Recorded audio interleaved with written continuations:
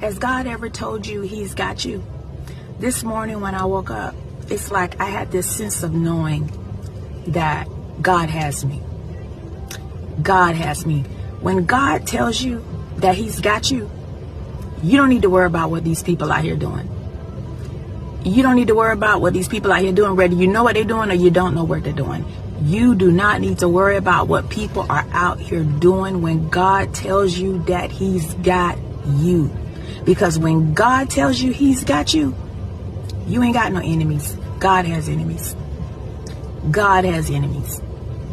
When he tells you he's got you, your enemies are God's enemies. So you ain't got no enemies. You don't need to be worrying about what these people are out here doing because God has you. When God tells you he has you, this is how it feels.